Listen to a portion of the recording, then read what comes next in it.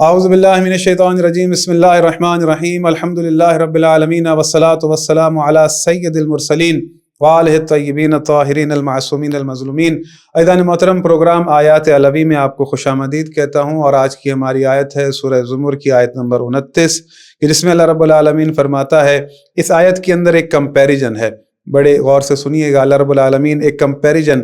بتا رہا ہے، اور آیت اس طرح سے ہے کہ بسم اللہ الرحمن الرحیم ضرب اللہ مثلا رجلا فیہ شرکاء متشاکسون ورجلا سلما لرجل هل یستویان مثلا الحمدللہ بل اکثرهم لا یعلمون۔ کہ اللہ رب العالمین مثال دے رہا ہے، ضرب اللہ مثلا رجلا، تمہارا اللہ مثال دیتا ہے دو مردوں کی، فی شرکاء متشاکسون، کہ ایک مرد ایسا ہے کہ جس کے بہت سارے شریک ہیں، وہ بہت سوں کا غلام ہے، بہت ساروں کی اطاعت و فرما برداری کرتا ہے، ورجلا سلما لرجل، اور ایک ایسا ہے جو فقط ایک کی اطاعت و فرما برداری کرتا ہے، ایک کے آگے تسلیم ہے، ورجلا سلما لرجل هل یستویان مثلا، کیا ان دونوں کی کیفیت ایک جیسی ہے؟ کیا یہ دونوں ایک جیسے ہیں؟ الحمدللہ ہرگز نہیں، بل اکثرهم لا یعلمون، لیکن اکثر لوگ اس بات کو نہیں جانتے۔ اس آیت کے اندر عزیزان محترم اللہ رب العالمین نے دو لوگوں کی مثال دی ہے۔ پہلے کے لیے کہا ہے کہ وہ ایسا ہے کہ جو بہت سوں کی باتیں سنتا ہے، بہت سوں کا غلام ہے، بہت سوں کی اطاعت و فرما برداری اسے کرنی پڑتی ہے، اور جن کی کرنی پڑتی ہے وہ بڑے تند خو ہیں، بڑے سخت ہیں مزاج ہیں۔ اور ایک ایسا ہے کہ جو بالکل ایک فرد کے آگے تسلیم ہے، ایک کی بات مانتا ہے، اس کے علاوہ اور کسی کی بات نہیں مانتا۔ اللہ رب العالمین اب یہاں سوال کر رہا ہے، حل یستویان مثلا، کیا دونوں ایک جیسے ہیں؟ الحمدللہ ہرگز نہیں۔ اللہ رب العالمین کہہ رہا ہے کہ الحمدللہ، یعنی یہ اس لیے کہا جاتا ہے کہ تمام تعریفیں اللہ کے لیے، الحمدللہ، ہرگز ایسا نہیں ہے، بل اکثرهم لا یعلمون، لیکن اکثر لوگ اس بات کو نہیں جانتے۔ اس آیت کی تفسیر میں امام باقر علیہ الصلوۃ والسلام فرماتے ہیں، اس آیت کو سمجھاتے ہوئے، اس کی تفسیر کرتے ہوئے امام فرماتے ہیں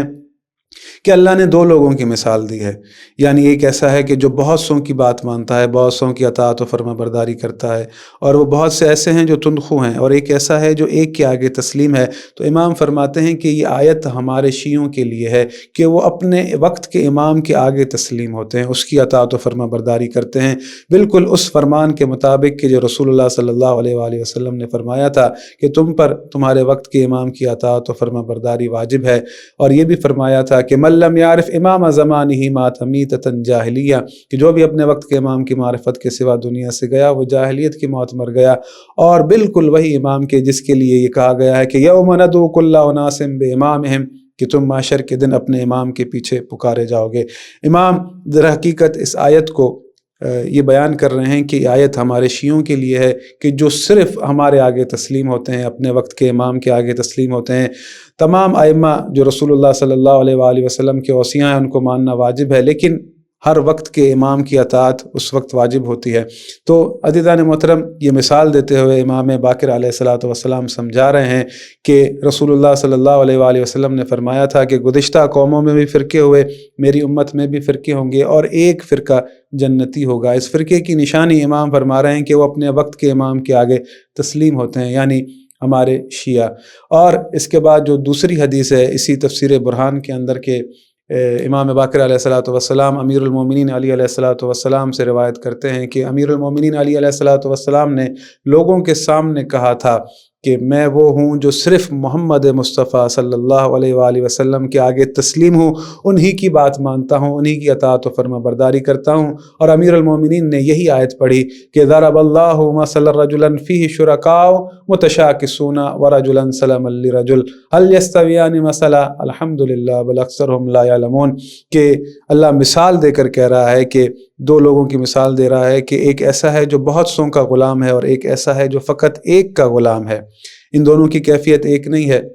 تمام تعریفیں اللہ کے لیے، اور اکثر لوگ اس بات کو نہیں جانتے۔ یعنی اس آیت کے اندر آج کا جو ہمارا یہ درس ہے، میں دعا گو ہوں کہ اللہ رب العالمین ہمیں اپنے وقت کی امام کی اطاعت و فرما برداری اور ان کی راہ پر چلنے کی توفیق عطا فرمائے۔ تمام ائمہ معصومین علیہم السلام کی راہ ہمارے لیے نمونہ عمل ہے، انہی کی صراط پر ہمیں چلنا ہے، لیکن مخصوصاً جو جڑے رہنا ہے وہ اپنے وقت کے امام کے ساتھ،